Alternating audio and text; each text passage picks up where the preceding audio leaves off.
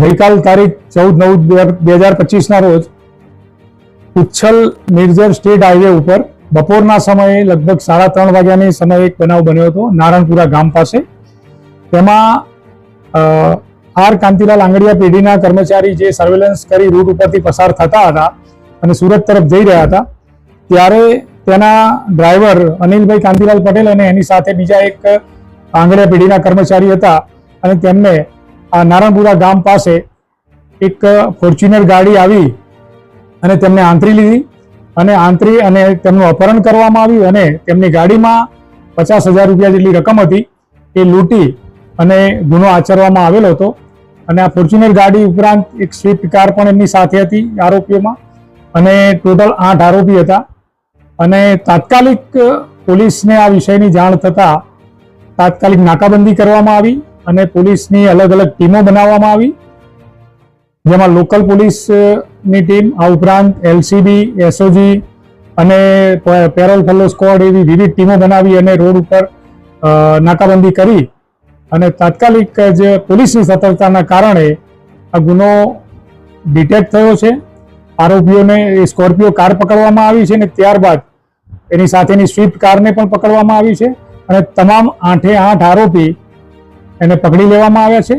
અને એ લોકોએ જે વેપન વાપર્યું હતું એ વેપન બંદૂક બતાવી અને લૂંટ ધાડનો ગુનો આચર્યો હતો. એ વેપન, 50,000 રૂપિયા અને મુદ્દામાલ તમામ વસ્તુ કબજે કરવામાં આવી છે.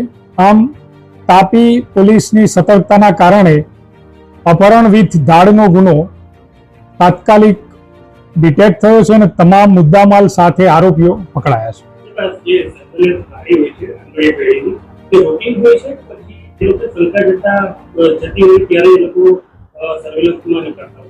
એ હજી તપાસનો વિષય છે. આગળ અમે તપાસ કરી રહ્યા છીએ કે કઈ રીતે આગળ, અને એ સિવાય પણ અમે આરોપીઓ જે છે એમના પણ રિમાન્ડ માંગવાના છીએ અને રિમાન્ડમાં આ ગુનાઓ અગાઉ એ લોકો બીજા કોઈ ગુનાઓને અંજામ આપ્યો છે કે આ ગુનામાં એમને આ બાતમી કોણે આપી હતી અને એ વિવિધ મુદ્દાઓની અમે નામદાર કોર્ટ સમક્ષ એ બાબતે અમે રિમાન્ડ માંગવાના